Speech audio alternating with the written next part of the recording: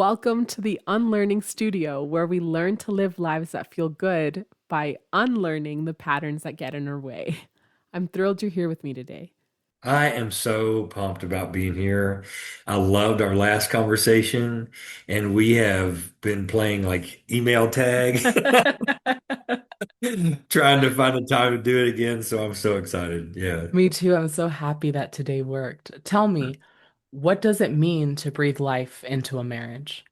Ooh, what a great question. Honestly, when you say that, the first thing that comes to mind is never, never lose how you felt in the beginning. Mm, To never let that fade. And actually, we should be falling more in love with our spouse. To breathe life into your marriage is waking up every day and intentionally doing that, making your spouse fall in love with you while simultaneously falling deeper in love with them. Yeah. hmm I love that. It can be hard to do that though, especially if we haven't had these healthy role models of love and we've learned Mhm. different patterns growing up. What Very have you true. had to unlearn so that you can create a marriage that feels good for both of you? Oh gosh, what have I had to unlearn? Oh my goodness, that's such a great question.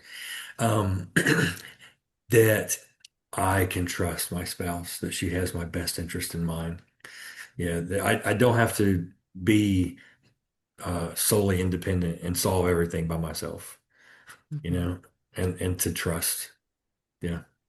Trust is such a great buzzword these days, but Mm, a lot of times we're not really taught how to build trust. What does that look like?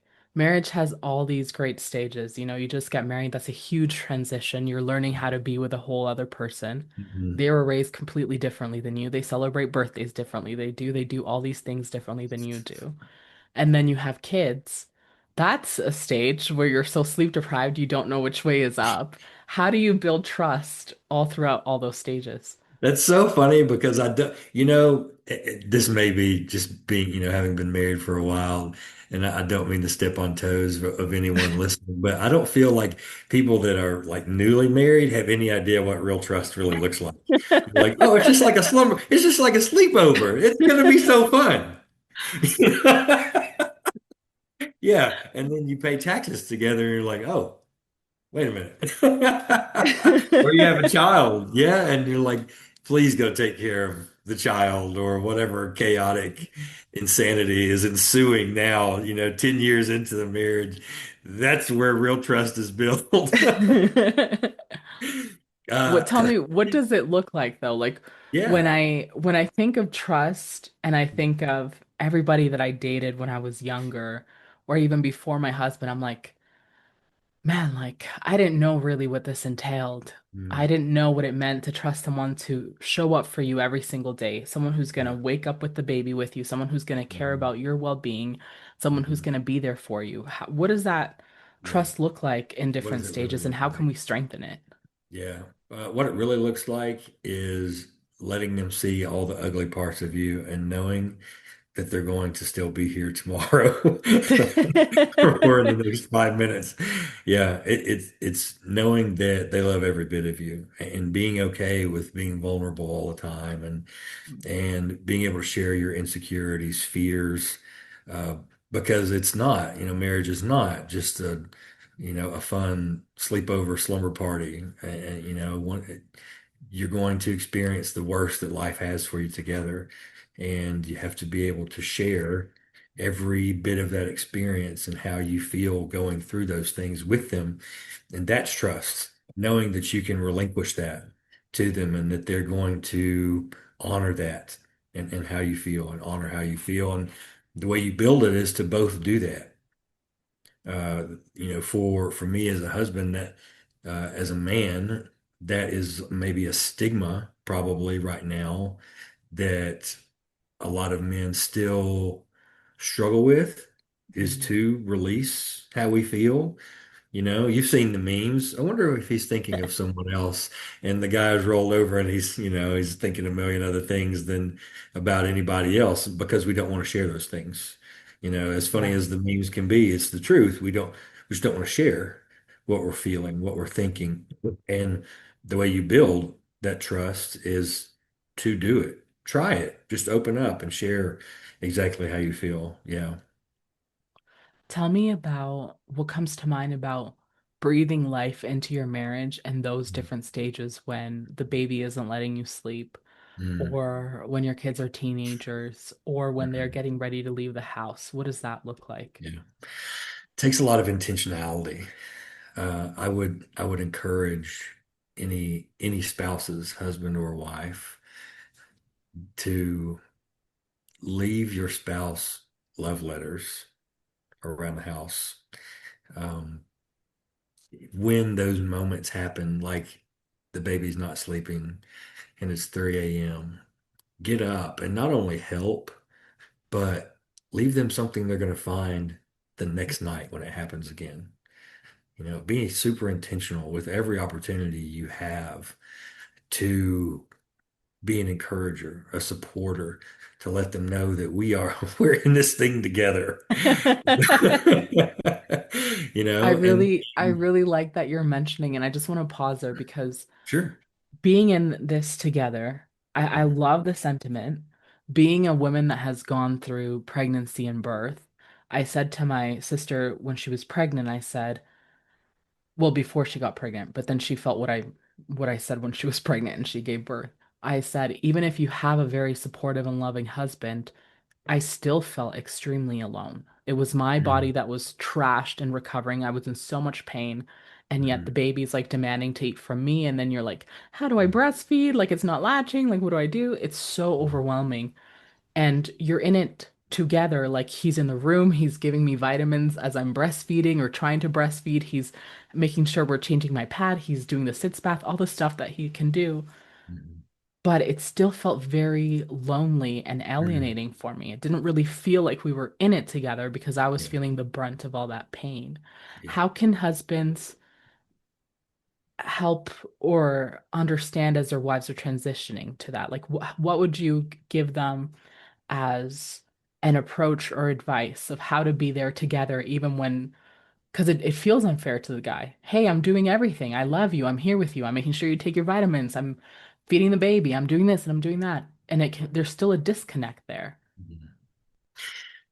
I think the problem at the root of the disconnect is us guys, we feel like we have to fix everything.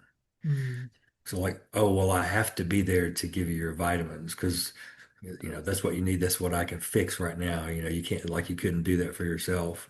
Right. And it's noble that we do those things. But I think we also have to be really attuned to what our wives really want and need mm, in those moments, and especially in the moments where you guys do get a break, or if there's what I mean by that is when there's an opportunity where I can go, here's a gift card to the salon or the spa.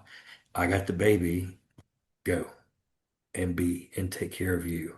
mm, It's not just being right there in the moment when you feel alone and isolated because I mean, let's face it, we're kind of handcuffed to an extent as to what we can do in those moments, but we don't have to feel like we have to fix everything. But what we can do is listen to everything mm. and be observant of everything and really figure out what you guys need and want from us, not just what we can fix in the moment, you know? I Um, really love the idea of getting the gift card because becoming a mom, it can almost feel like your entire identity has shifted. And you're like, I don't even feel like I'm a human anymore. I just feel like the milk lady, and that's all that I can do. And sometimes I can't even do that well. So it can be really hard, especially when you've been so connected with your spouse. And then I think of having children that are teenagers. I can't even imagine all the sorts of things that are going to happen there. And then when your children leave the nest, and I'm always curious, like, how do you breathe life into your marriage through all those stages when they come with those difficulties? mm, Or when you had yeah. mentioned, writing the love letters, I think that's so romantic. I'm a very romantic person. But then I think from a practical level, it's like, bro, if the baby's sleeping, I'm sleeping. I don't want to be, I want to do the dishes if the kitchen's done a mess and then I want to sleep. I don't want to write you a Right. letter. Right. Again, I think it's got to be, how observant are we and how Mm, much are we not just listening with our ears, but to you guys' body language. And that's something I love that you brought up how you feel or how you felt after giving birth, because your body is not the same body it was, right? And Yeah.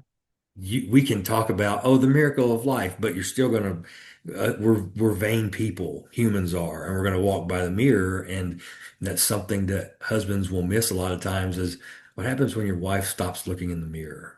Mm. Have you actually taken note of that and seen that? What does that mean? And because we guys try to move on to the next thing, right? And that's not the case in that situation. And I think something we can do in that stage of life, that season, if you will, especially if you have other kids, is let's teach them, let's use that opportunity, spouses, to show them how to be a good spouse. That is such a wonderful opportunity to model what really being devoted to your spouse looks like. So if we have older kids, which in my case we did, my daughters were 11 when my son was born. And so they got to see, like, hey, we're going to fix mom breakfast and we're going to make sure the dishes and the laundry are done. And we're going to make sure that when she wakes up, that the house is immaculate. And if Shavi wakes up, we're going to go take care of him, and we're going to give her some space and some time. And when she wakes up, if she wants to just lay around the house, so be it, you know? And so that's just one easy way you can, and what are you showing your wife there? You mentioned a word to me before we set this up, loyalty. Yeah. Boy, that's loyalty, because you come home from work and you're tired too. But I mean, let's be honest. We didn't just birth a child, but how did that can look, you can take that context and change it and Yeah. have the same and flip it on its head. I came home from the hospital after being in the hospital with COVID for 13 days, and my wife had to take care of me, and Mhm. she was so devoted to really listening to what my fears about this were, and Mhm. not just for my health, but what if I was ever going to get back to Mhm. the state of health that I had. Lifting was and powerlifting was a big part of who I was at the time, and she would give me the time to go and work out. And she didn't, it wasn't, well, you just got out of the hospital, you should be spending time with our family. She knew what was important to me as a person, for me psychologically and physically as well. And she supported that, right? And so that goes both ways. What I really like about that example is that she's protecting your identity. And in the Mm, other example, when you're like, hey, take this gift card and go, or having the kids clean up, you're protecting her identity as well. Because mhm, you both have gone through something scary and it's a transition. You're both like, will I ever be who I was, or is this just my mhm. new reality? Yeah. And that's the thing that's been in my mind a lot about loyalty. I think not to have an affair, emotional or physical, is extremely easy, and not to ogle someone, I think that's extremely easy. Mhm, What I mhm, do think is a lot harder is being loyal in the way that I think about my spouse, always believing the best of him, always having like a great inner dialogue of him, always giving him the benefit of the doubt, so mhm, much grace, so much love. I think that kind of loyalty is harder, but I think that kind of loyalty is a lot more when I think of, become one, like in the Bible, cleave unto each other and become one. I think that's the loyalty that they're referring to. And I'd love to mhm. get your perspective on that. And, you've been married for a really long time. How do you guys build that? That's so great. It's so everything you see online now is so comedic when it comes to husbands and wives, and they're always, speaking the worst of each other, and it's meant to be funny, but what narrative are we creating when we see those kinds of things? Um, I love the word that you used, grace, because I mean, let's face it, we're not going to be our best all the time. Our spouse they're going to see the absolute worst of us, right? And to continue to practice having that mindset and that belief about them is it's almost like a confidence resume, where and I may be aging myself here when I say the word Rolodex, but you, like really think back to all of the good of who they are, not just what they've done for you, but all of the good in them and how they exemplify those things. It's something happened with me and my wife here recently where I literally had to put this into practice to change the selfish narrative that was wanting to take root.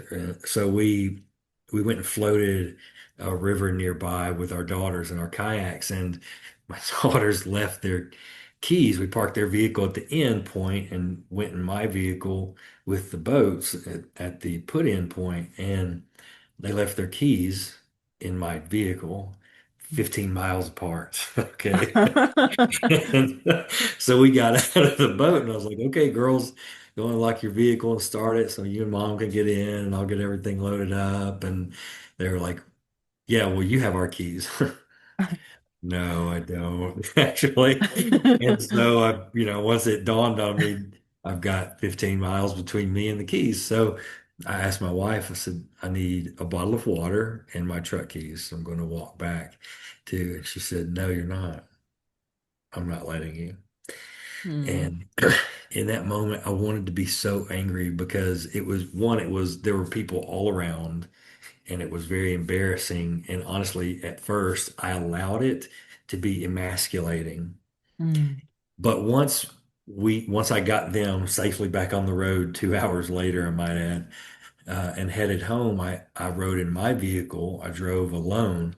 And I'm so glad I did because it gave me the time to really ask myself, Carrie, what do you think of your wife in this moment? And that may have been like God tapping me and going, hey, you need to totally change the attitude you have right now before you get home.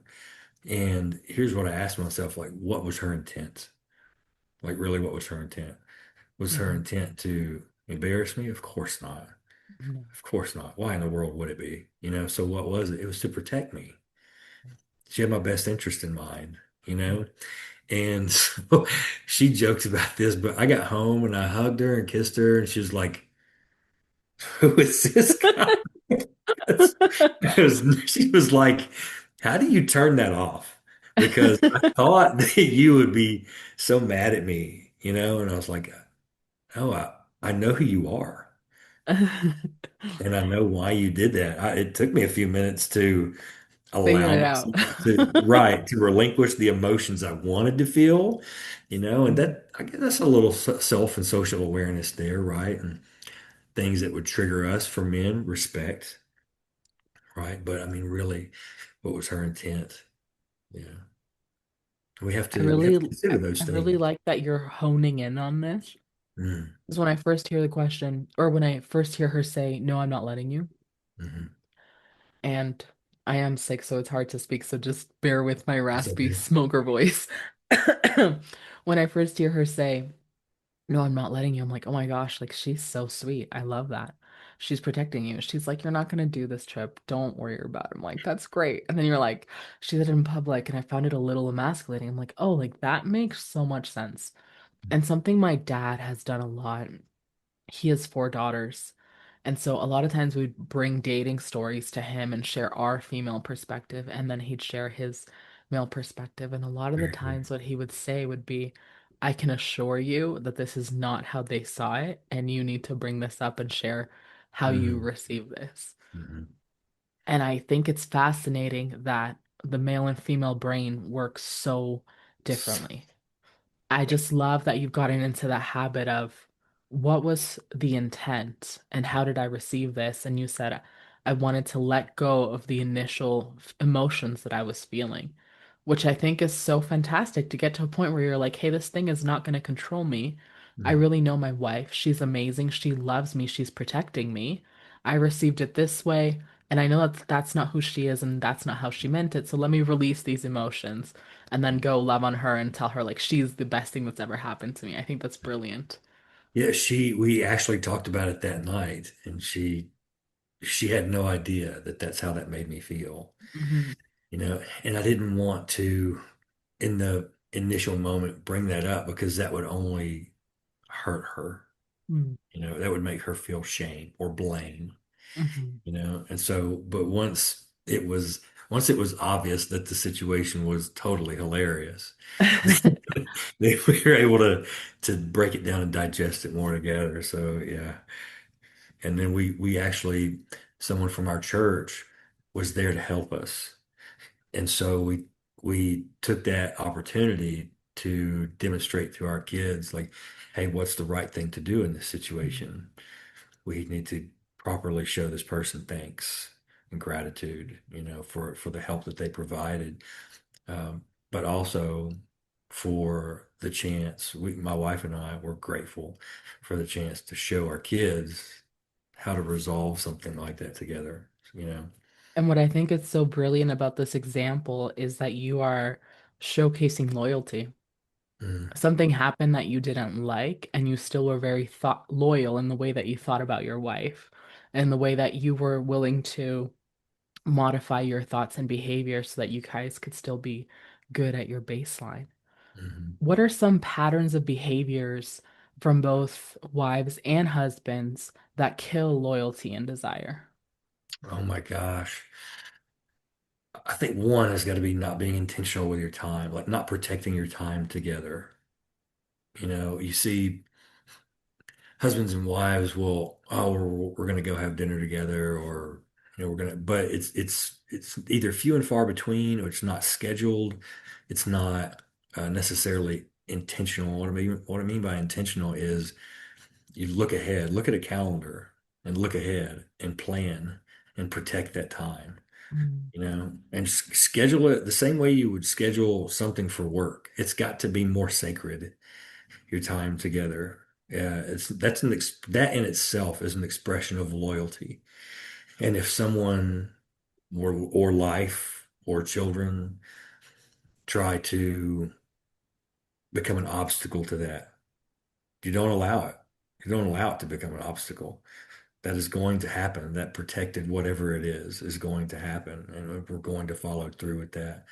I think that is a big step that couples can take, because I mean, think back to when when you were dating your spouse, right? Neither hell nor high water was canceling a date. It is not happening, right? I remember Like, one time I got really sick, and we weren't dating at this point, we were just friends. We had just met a few weeks prior, and he was supposed to come spend some time with me.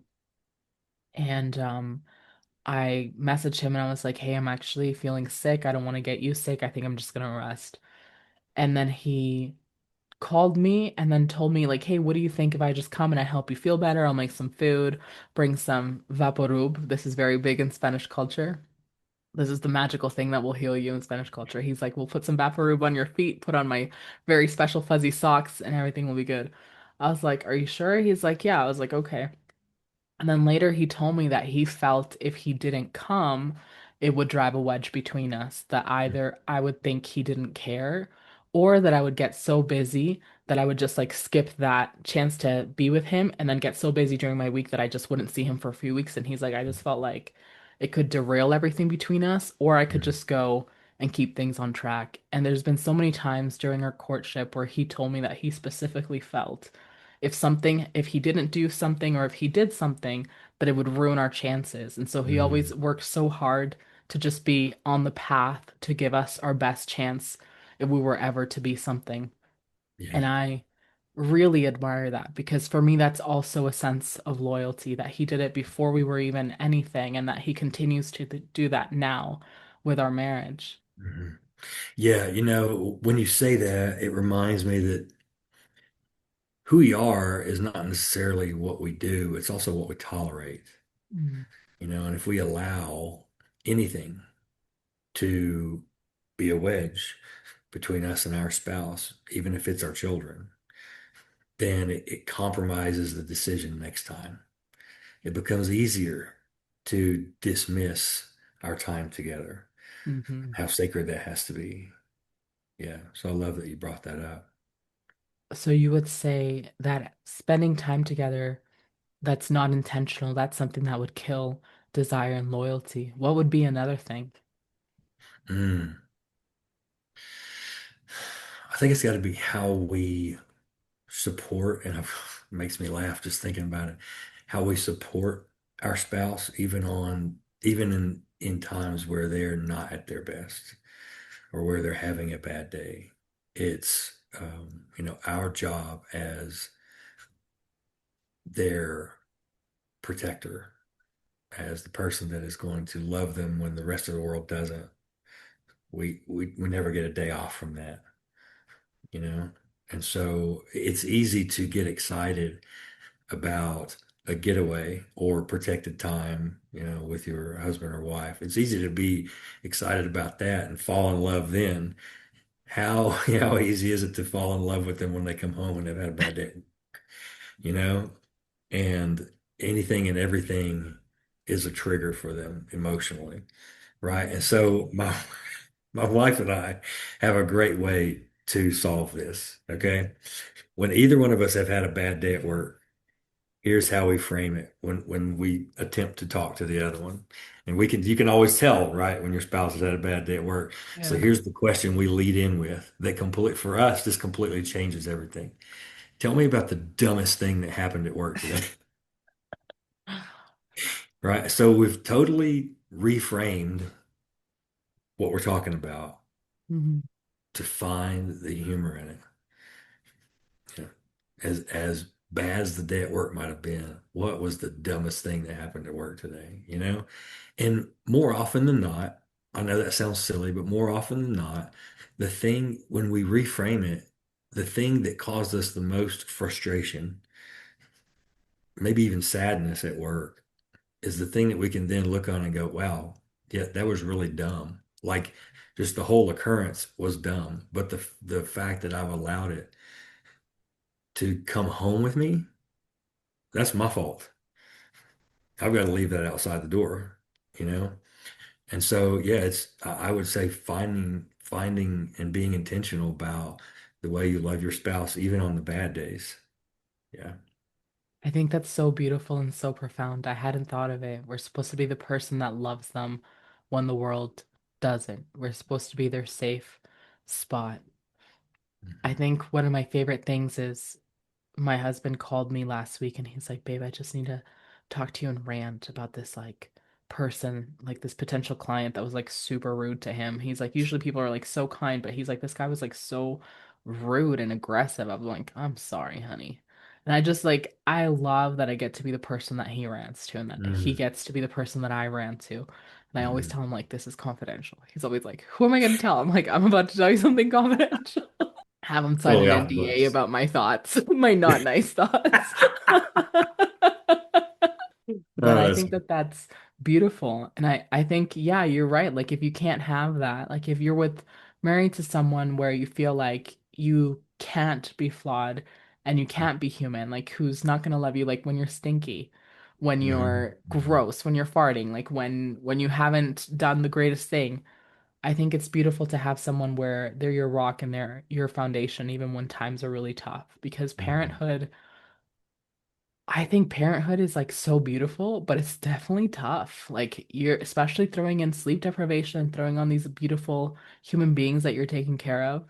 And you need a partner who's willing to be 100% in with you, committed to Mhm. you and committed to the child and committed to keeping things really well Mhm. for the next generation so that we're not hurting these kids or the next generation by teaching them things that aren't helpful. Like the other day, I was like, my son threw a cracker, and I was like, why are you throwing that? I was like, don't you know that those cost money? Those are like $5, $5 a bag, which is ridiculous for like 20 crackers. These baby people are like insane. But anyways, and then I said, no, no, no. I was like, nope, that's wrong. Let's rewind. Don't throw that, please. That's wasteful. And I kept it at that because like he doesn't need to worry about the finances. Like that's a Mhm. scarcity Mhm. mindset. And my Mhm. husband said, "Good catch, babe. I love that." And I was like, "Thank you." And so I love I love being in it where we both talked about like how we want to raise our kids and how we don't want to Mhm. have the scarcity mindset. We want to be abundant. We want all the stuff that we've talked about. And then anytime that we don't meet up to that, that we can self-correct and that we can support each other when Mhm. we're self-correcting. So thank you for sharing that. I think that's extremely important. Something that comes to mind is when God designed marriage, what do you think that he wanted us to experience? Oh, goodness. There's so much reference in the Bible to Jesus looking at us as a bride, Hmm. you know, and I think is that is the picture of marriage. You know, this person that would literally give up their life for those that they love more than life itself. And that I think that's the heart posture we are to take when we do take our vows. You know, I mean, that is really what we are doing, you know, in sickness and in health. Well, it's no, it's in anything. It's in anything and everything. Is that person's needs, wants, desires? Yes, they do need to come before ours. They're giving you their life, but the only way for that to work is for it to be reciprocal. You know, and so I love that picture in the Bible that's offered to us because I think that is what marriage is supposed to be like. Like if my wife, whatever she needs from me, that should be, I should be the one to give it. Should be the one to meet the needs that she can't for herself and her protector and the protector of her emotions and of her time and of her respect and yeah. What is it that you think that men crave out of marriage and that women crave out of marriage? How's it different and how's it the same? I think men at every stage of their life crave respect and not some kind of um, egotistical or macho, according to your culture, that could differ, but at the heart of how we're wired, if you will, I think it's respect. Um, and that could be, that can look a lot of different ways, but in the context of marriage, I think that's just knowing that our wife chooses us, you know, even when even when we're in our 40s and and not super fit, that they still choose us, just um hearing your wife as a man, hearing your wife say something like, you're handsome or uh look at my hot date or even just you know what I mean? Yeah. Things like that, they make as a guy, that makes you feel respected. It really does. And I think at the heart of men, that's what we crave, even from our children as Yeah. well, and again, not like, oh, I'm the king of my castle. No, but respect in the terms of everyone in my home knows that I'm going to give them my best, and they're sure of that. That in itself, the trust that they would have in me to be the biblical leader of my home, that's respect. Hmm. Uh, Women, I think you're going to have to correct me here if I'm wrong, but um, at any stage, I think women crave belonging, um, and from their husbands, for us to be selfless, and to make them feel like the queen that they should. And I know that that sounds a little cliche, if you would, but that in itself gives belonging. Like there's this old saying that I don't care much for, but it still exists all the same. Happy wife, happy life, right? But um, I, I actually was the best man for a wedding, and the bride's maid of honor said that, and I came behind her and I said, "Guys, look at each other right now. Do you make each other happy? Then that's perfect." You know, if she's happy and you're not, that's not perfect, but do you make each other happy? you know. And so I think women crave a sense of belonging in all their relationships. But when it comes to, and I know I'm going a long way around saying this, but for men, it's knowing that you choose her every day. You didn't just choose her when she was young and flirtatious. You choose her when she wakes up, she hasn't brushed her teeth or put any makeup on, Mm. and you still choose her, and she's still the matriarch of your family. And that no one in the house or that comes in the house is going to disrespect her. Mm. And that those are that's it. There's no getting over that. That's like the ground rules for the home, right? And so, but that gives my wife a sense of belonging. She knows how important she is to our family, and she doesn't ever have to question that. I think that's really beautiful, and I haven't heard that before. It does make sense to me that she feels that she belongs to you. She belongs in the home. She belongs in the marriage. She belongs as the mother of your kids. Something that I have noticed a pattern is women mostly want to be cherished. They Hmm. want to know, just like you described, I'm still the person he cherishes. I still belong to him. He still belongs to me, even when I haven't brushed my teeth, even when I don't have makeup on, even when I'm acting a little bit crazy. And I would argue that men want to feel like they belong to their spouse too. And I'm Hmm. curious to know, like, what's the difference between respect and love from a male's perspective? Hmm. And where this comes from is I had a conversation with my husband, I think yesterday. I was like, we were talking on the phone because he likes to call me after work. And I was like, babe, I just love you so much. And he was like, really? Why? I was like, I just do. I love you so much. And I feel like I love you so much more than I ever did before. And I was like, and I love that, but sometimes it also scares me a little bit. I was like, do you feel the same way? I'm always like wondering, I'm like, does he feel the same way? I'm like, I just love him so much. Like, it's for someone who was scared of marriage and someone who was scared of like locking it down for a number of reasons. It's such an interesting experience for me to feel, oh man, like I love this man so much. Like he's the father of my baby. Like I love him. He's amazing. This is a person I want to go through life with. And I find it very different and odd. And then I found myself curious, like, is this what he feels? Like, what do other people feel? And he's like, yes, I feel that all the time. He's like, my biggest fear is that you're gonna die. And I was like, okay. Thanks for I was like, sharing. we're on the same page. That's my biggest fear too. Same, yeah. But something that he has expressed to me, not in the same words, but like what you described. And to me, it sounds like belonging. Like he knows he belongs to me. Like he knows I Mm, adore him. He knows he belongs in our home. He knows that I value his opinion so much. And I mhm, can see how that sounds like respect too. And I'm curious, from a male perspective, what's the difference between respect and love? Because I hear guys all mhm, the time, like, I want to feel respected. What mhm. is what does that look like? I would love Yeah. to learn that.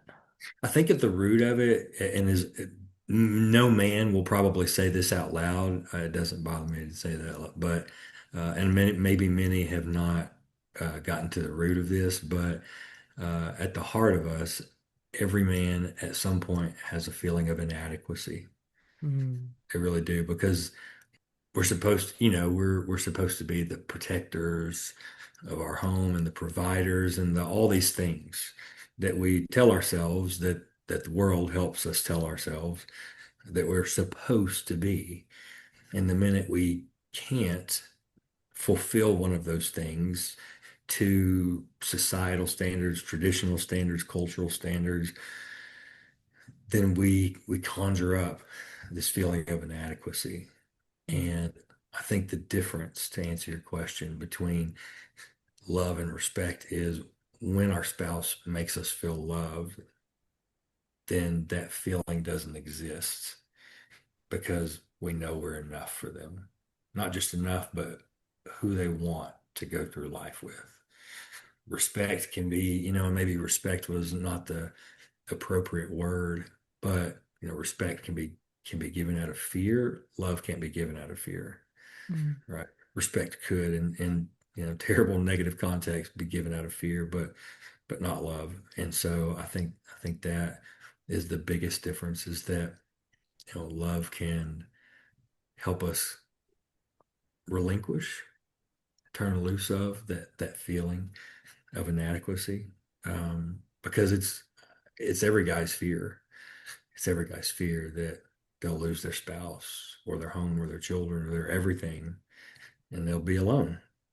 You know, and that's not. I mean, biblically, that is not what our identity is supposed to be rooted in, but it is a fear that creeps in. So when our spouse makes us feel loved, then it can dispel that. Mhm. I think that's so fascinating because you're linking it to the way that men have been socialized. And Mm, I do hear I don't feel good enough, or the fear of not being good enough for their wives, a common theme.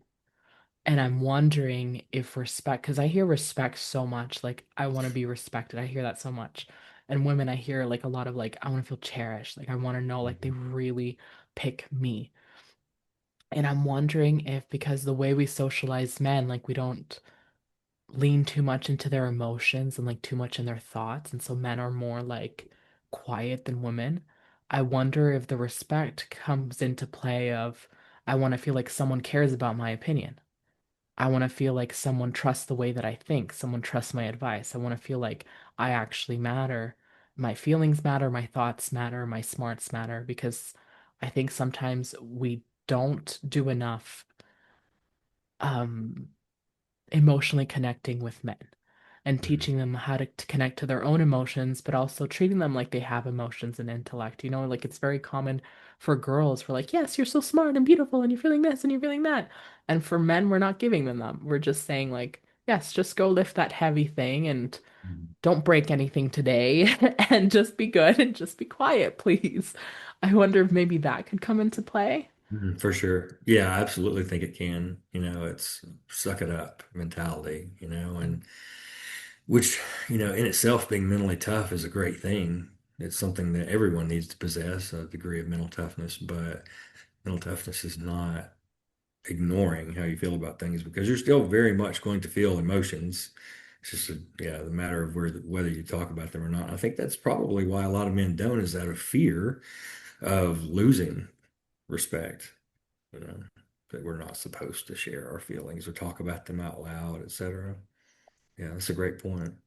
Man, but I love just how you explained that thought process that you had with the keys and how you were Mm, able to understand, have that self-awareness of what you were feeling, and then how she meant that.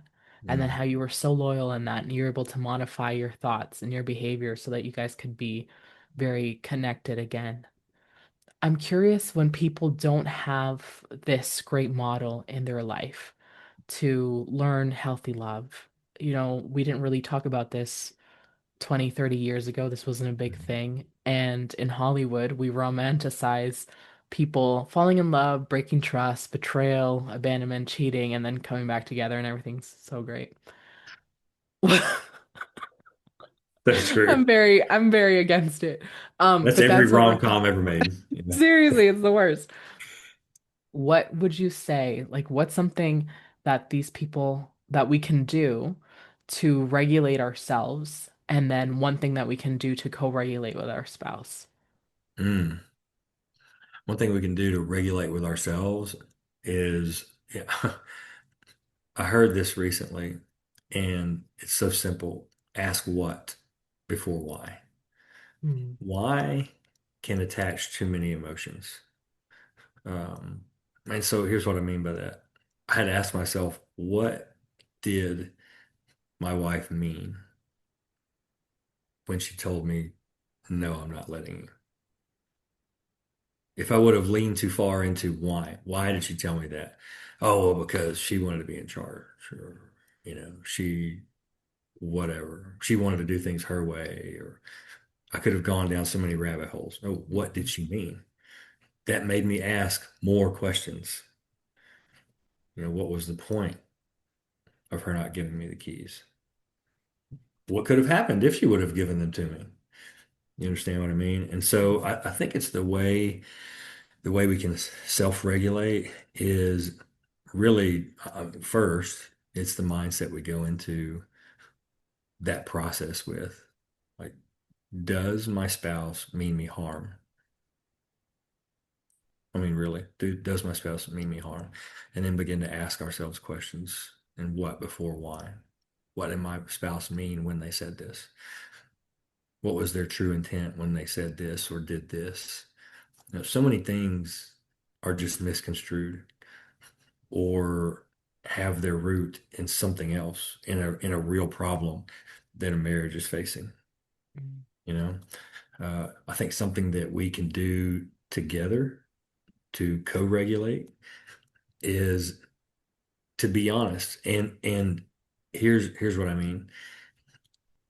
I told my wife to start the conversation.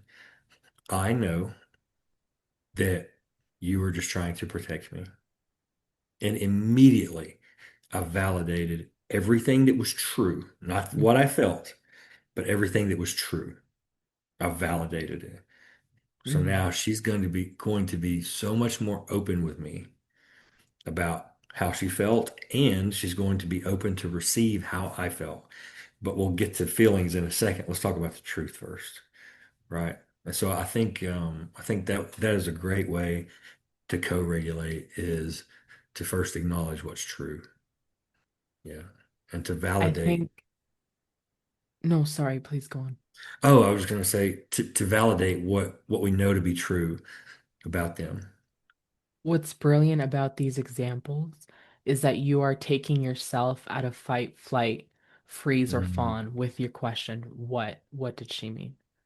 And when you speak to her with your statement, I know you were just trying to protect me, you're immediately taking her out of fight, freeze, fawn, or whatever the other thing is, the 4R, because we cannot have these great discussions with dysregulated nervous systems. Mhm.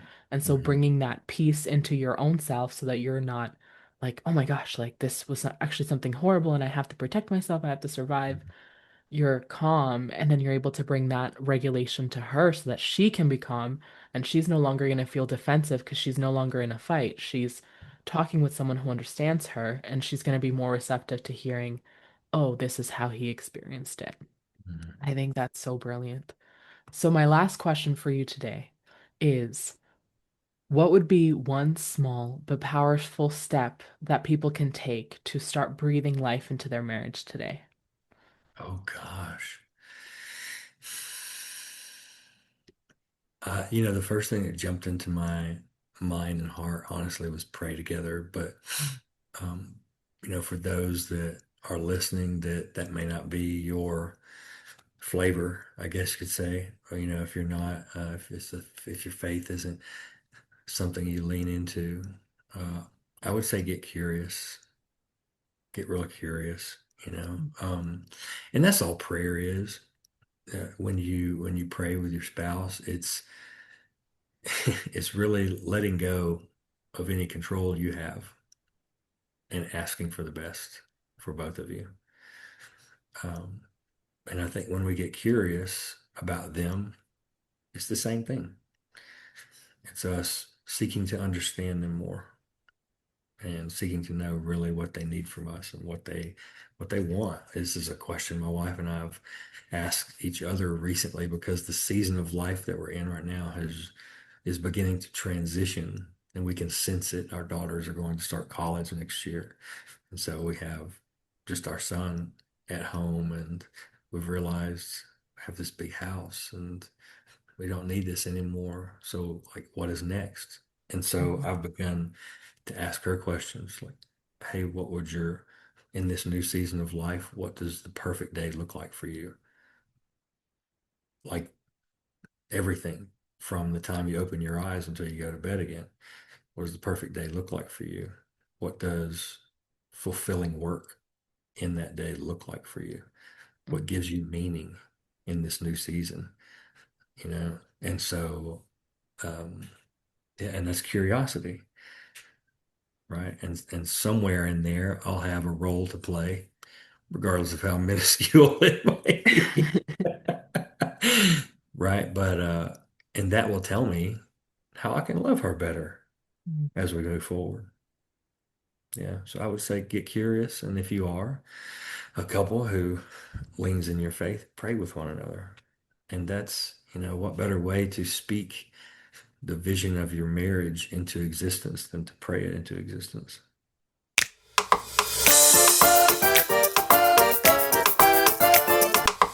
Subscribe and share with your friends. Remember, you're empowered to create the life, the love, and the reality you want. I believe in you. Espero que tu día esté lleno de magia y alegría. Con mucho cariño. Nos vemos prontito.